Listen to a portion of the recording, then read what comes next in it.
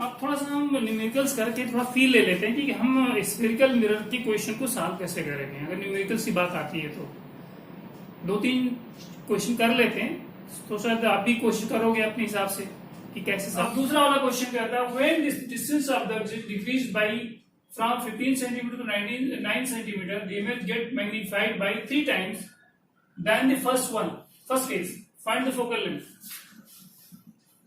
Solve करें इसको। आसान सा सवाल है ये, इसलिए जो ज्यादा डिटेल में नहीं जाते। कैसा होगा मैग्निफिकेशन, अगर हम u की फॉर्म में लेते हैं तो क्या होता है f upon minus m minus u। First case में क्या होगा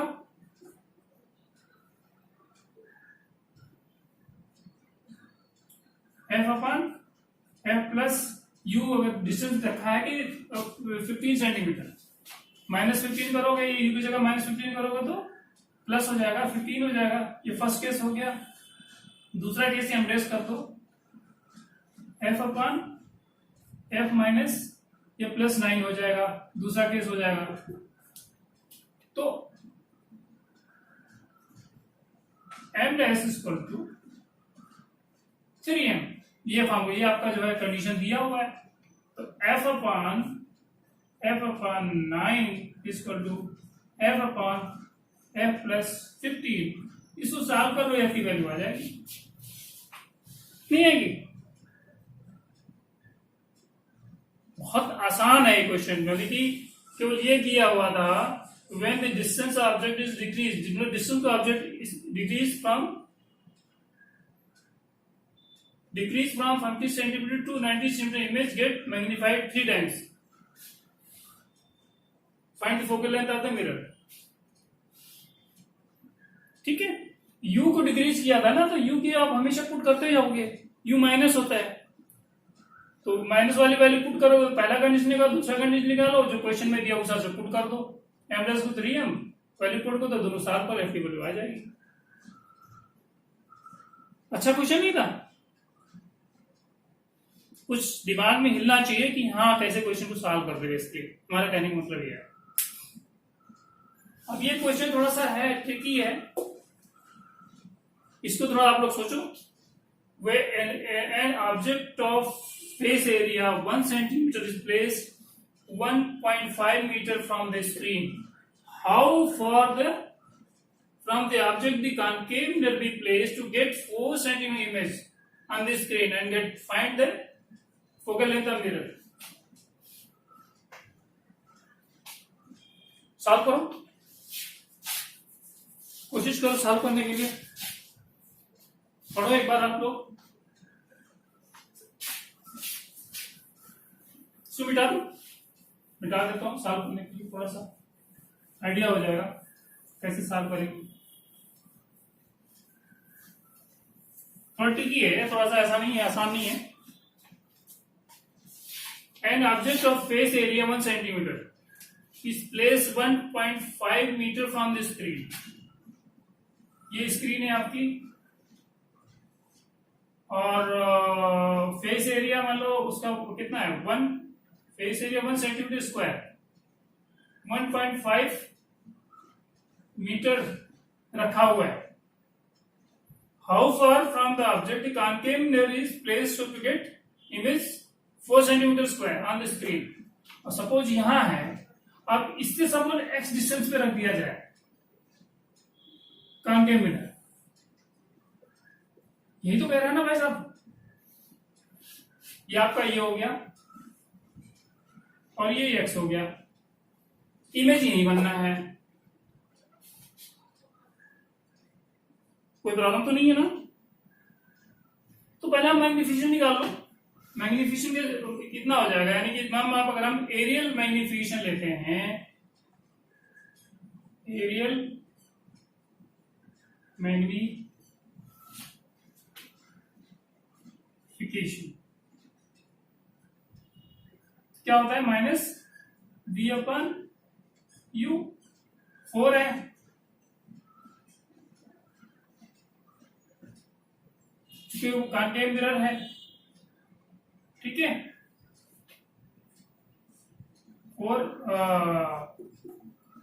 H1/H2 ये लिखेंगे, मतलब हम इसको H1/H2 लिख देते हैं सपोज H2/H1, तो H2 4 है, H1 1 है, ये कितना हो सकता है?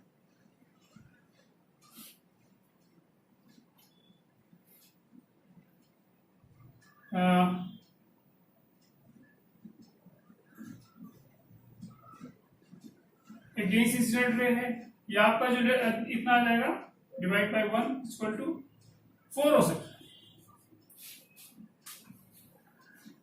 चूंकि आप इमेज जो है इधर बनना है, अगेंस्ट ले रहे हो तो ये भी माइनस में होगा, ये प्लस है, अलोंग ले रहे हो आप, अलोंग इंसिडेंट रे, तो -4 1 डिवाइड करो 4 आएगा। अब लीनियर मैग्निफिकेशन निकाल लो,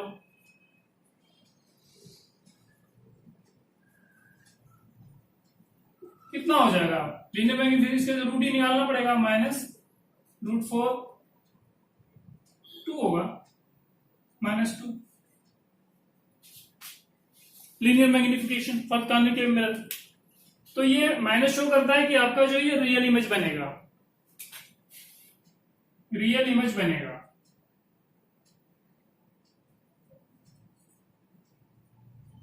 अच्छा सवाल है ये। आप देखिए, आप खेल यहां स्टार्ट होता है, आपने मैग्निफिकेशन निकाल लिया, ऑब्जेक्ट के डिस्टेंस कितना हो गया मिरर से?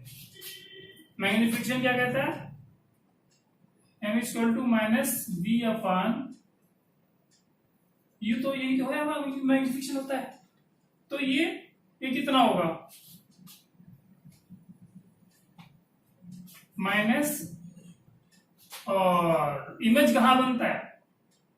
स्क्रीन पे बनता है, तो -x + 1.5, राइट। और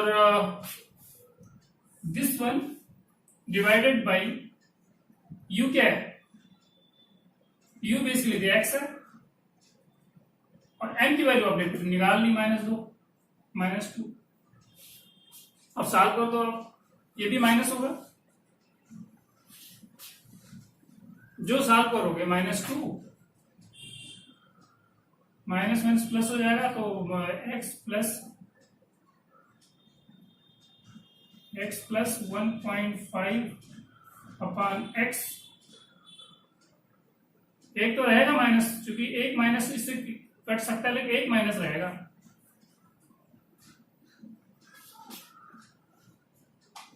तो आप ये निकाल सकते हो 2 = x + 1.5/x,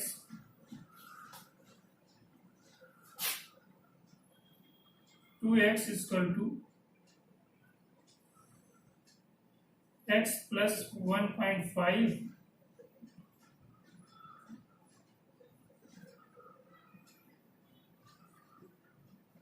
x = what?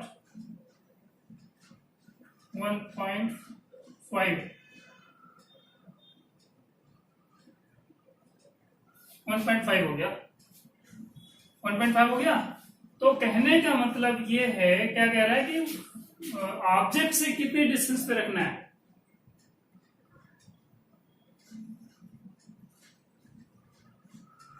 तो x यहां पुट कर दोगे, x की यही तो निकालना है, x 1.5, ऑब्जेक्ट से 1.5 डिस्टेंस पे जब आप पुट कर दोगे स्क्रीन को, वो क्या नाम है, कॉन्केव मिरर को, तो इमेज जो है स्क्रीन पे बन जाए, राइट?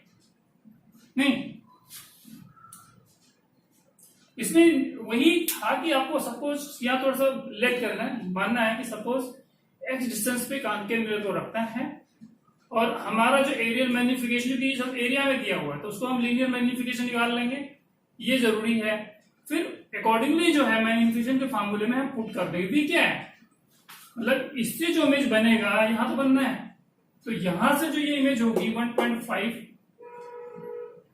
+ x, ये v हो जाएगा, माइनस बी एक्स प्लस 1.5 और यू है, यू की जगह एक्स रख दो माइनस एक्स, सॉल्व कर दो, जो आ जाएगा वो आपका जो है डिस्टेंस आ जाएगा, राइट। फिर what is find the focal length of the mirror, focal length of the mirror. तो फोकल लेंथ ऑफ मिरर कैसे निकाल सकते हो? यू, ये तो यू की वैल्यू हो गई और v की वैल्यू कितनी हो जाएगी? ये तो this is value of u, u is equal to 0.5 और v इज इक्वल टू कितना होगा? x प्लस 1.5 मैंने 3 हो जाएगा। आप दोनों को वैल्यू पुट कर दोगे फॉर्मूले में, 1/u plus 1/v is equal to 1/f। u को माइनस v को माइनस पुट कर दो, सॉल्व हो जाएगा। नहीं, कोई प्रॉब्लम नहीं होने चाहिए, आसान सवाल है, लेकिन थोड़ा सा जो आपको ग्राफिकली जो तो आपको आइडिया करना पड़ेगा, सोचना पड़ेगा। तो ये 3 क्वेश्चन हमने करे हैं, तो उम्मीद करते हैं आप लोग प्रैक्टिस करोगे और भी क्वेश्चन को, बड़े अच्छे जो क्वेश्चन बनते हैं इसके ऊपर सोचोगे तो अच्छे जो क्वेश्चन बन के निकल के आते हैं, ठीक है, ओके। हमारे पास एक क्वेश्चन और भी है, इसको सॉल्व करने की कोशिश करें। When the object is placed at 60 cm from the convex mirror, magnification is 1/2. जब ऑब्जेक्ट को कन्वेक्स मिरर से 60 सेंटीमीटर से दूर रखते हैं तो हमारा मैग्निफिकेशन 1/2 मिलता है। लेकिन आपसे पूछा गया जा रहा है कि अब ऑब्जेक्ट को कहां रखना चाहिए so that you can get the magnification 1/3। बहुत टफ क्वेश्चन नहीं था, अभी हमने जो 3 क्वेश्चन लिए थे उसमें एक ये 3rd क्वेश्चन था। तो हमारा मैग्निफिकेशन सॉल्व करने का बेहतरीन तरीका यही होता है, फॉर्मूला पता होना चाहिए, माइनस v/u होता है, इजंट इट? यही तो है। आपने रख दिया 60 सेंटीमीटर, ठीक है, तो मैग्निफिकेशन 1/2 है, implies 1/2 is equal to minus v/, ये कितना है? अभी u माइनस में होगा 60 सेंटीमीटर, तो v कितना निकल सकता है? v इक्वल टू 30 हो जाएगा, माइनस माइनस प्लस हो सकता है, तो v इक्वल टू 30 हो जाएगा, ये आपका निकल के आ जाएगा। तो हमारे पास फॉर्मूला फर्स्ट जब आपका ये निकल के आ जाएगा आपका इमेज, तो हमारे पास फॉर्मूला कितना होता है? 1/v plus 1/u equal to 1/f, यही तो होता है। तो इससे आप जो है f निकाल लो, तो 1/30 प्लस 1/60 इक्वल टू 1/f, कितना हो जाएगा ये? 62 हो सकता है ये,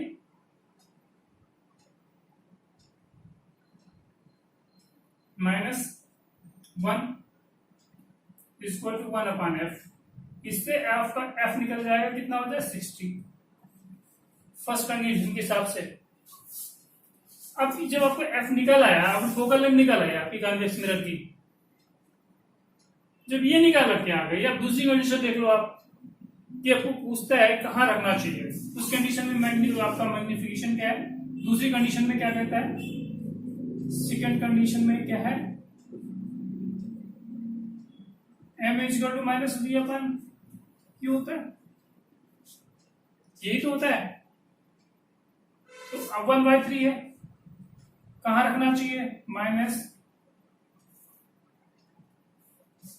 v/u, इससे आप सॉल्व कर लो। आप क्या सॉल्व करोगे? v इक्वल टू कितना हो जाएगा? u/3 हो जाएगा माइनस में, ये आपका आ गया। तो आराम से निकल सकता है, फोकल लेंथ पता है और इमेज पता है, लेकिन आपको पता है कि कहां रखना चाहिए, तो इस मामले में पुट कर दो, u plus 1/v equal to 1/f। ये कितना है? यही पूछ रहा है आपसे पास, ये माइनस हो जाएगा 3/u इक्वल टू 1/60, सॉल्व करोगे तो u equal to minus 120 120 centimetre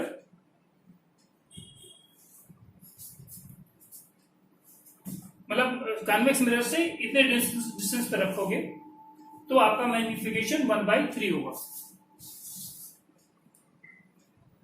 मतलब यहां मैंने आपको फील इसलिए दिया है कि क्वेश्चन को कैसे सॉल्व करते हैं। कोई नई चीज हमने नहीं करा है, प्रोवाइडेड वही कंसेप्ट है, साइन फार्मूला लगाओ आप और साइन के लॉज लगाओ तो आपके कभी क्वेश्चन गलत नहीं होंगे, राइट। तो ये आपके 3 क्वेश्चन जो मैंने दिए थे सॉल्व कर दिए हैं। फर्दर अभी हम रिफ्रैक्शन पढ़ेंगे।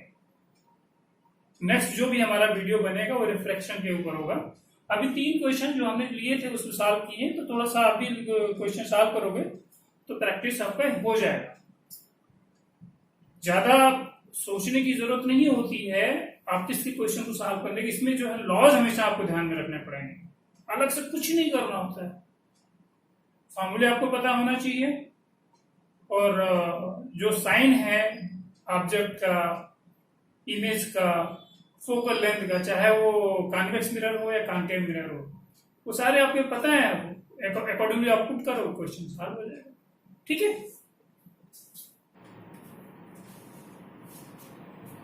रे ऑप्टिक्स में एक और भी इंटरेस्टिंग पार्ट आता है, रिफ्रैक्शन ऑफ द लाइट। यानी कि ज्योमेट्रिकस रे ऑप्टिक्स में क्या होगा, रिफ्रैक्शन ऑफ द लाइट की बात हम करेंगे। तो इसमें क्या होता है, जब कोई होमोजेनियस मीडियम होता है और लाइट जब ट्रेवल करती है तो उसमें कोई बेंडिंग नहीं होता, लाइट जो है स्ट्रेट पास हो जाती है। मतलब होमोजेनियस मीडियम में स्ट्रेट लाइन में वो जो ट्रेवल कर रही होती है। लेकिन अगर सपोज 2 मीडियम है और 2 मीडियम में जब कोई 2 मीडियम आपस में इंटरफेस कर रहे थे, उसमें लाइट जब पास होती है तो क्या होता है, उसका पाथ चेंज हो जाता है। पाथ चेंज होना ही just like this is happens due to refraction of the light. When light passes through from one medium to another, there is change of the path of the light. So change the path of light is called refraction of the light. So suppose this is interface of 2 medium and you are putting a number from one medium to another. This is 1 medium, this is 2 medium. ये कोई incident ray है, ये rare medium है। वो जब वो interface point पे जो पास इंसिडेंट हो रही होती है, जब यहां से पास करती है, जब वो दूसरे मीडियम में पहुंचती है तो वो नॉर्मल से जो है बेंड कर जाती है, उसका पाथ चेंज हो जाता है। Suppose this is I and this is R. Refraction जो रहेगी through the normal.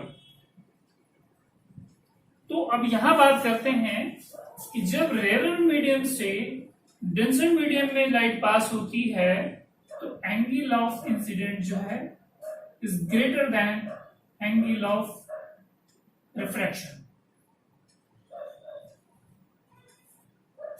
Because you will see जब वो लाइट नॉर्मल तो बेंड हो जाती है डेंसर मीडियम में, राइट।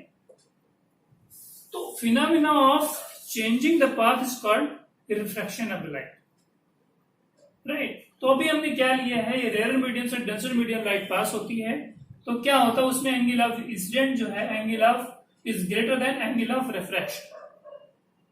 यही केस अगर बाय द वे हम डेंसर मीडियम की बात करते हैं, डेंसर मीडियम की बात करते हैं, दिस इज डेंसर मीडियम, यहां से लाइट पास हुई, दिस इज नॉर्मल, और ये रेयर मीडियम हो गया, ये डेंसर मीडियम हो गया। तो लाइट जो है सपोज अगर आ रही है ये this one, this i, this is r, this is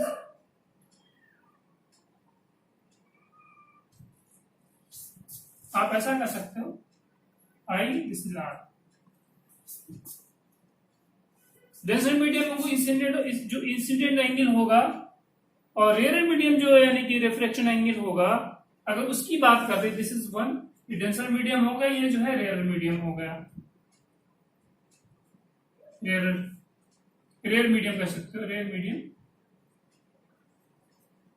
rare medium display this air medium, you can say like this. Denser medium ये हो गया हमारा।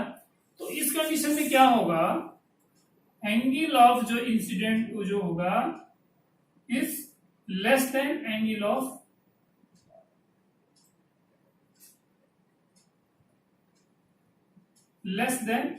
Angle of refraction. वो जो है नॉर्मल से हट जाती है रेयर मीडियम में, राइट।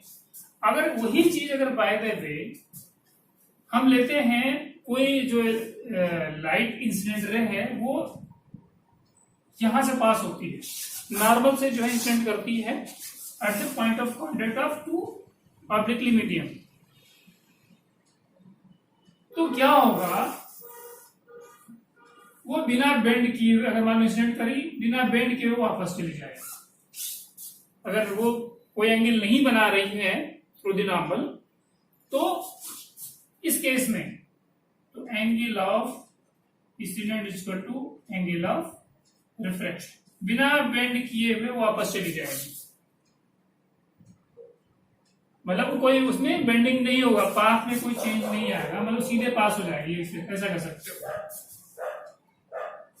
अगर नॉर्मल के थ्रू आ रही हो from one medium to second medium, तो बिना बेंड की वो जो है निकल जाएगी। इस मीडियम देखो एंगल बना रहे हैं, इंसिडेंट एंगल बना रहे हैं, तो यहां आपने देख लिया rare medium to denser medium, denser medium to rare medium, ये माइंड में हमेशा होना चाहिए। Refraction is basically the characteristic of light of bending of the path after passing from one medium to another medium. ठीक है, just you can say like this.